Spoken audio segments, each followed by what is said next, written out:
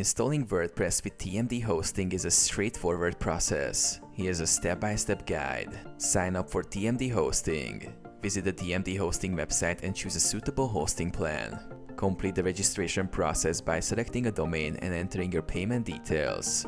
Log into TMDHosting account. Once your account is set up, log into the TMDHosting client area using your credentials. Access cPanel. In your client area, locate your hosting account and click on cPanel to access the control panel. Install WordPress. Inside cPanel, scroll down to the Softaculous Apps Installer section. Click on the WordPress icon. Press the Install button.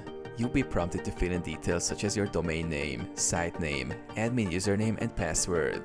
Complete installation. Choose the version of WordPress you want to install and click Install at the bottom of the page.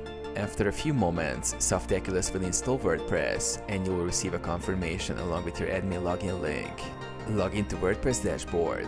Go to yourdomain.com/wp-admin to access your WordPress dashboard and start customizing your site.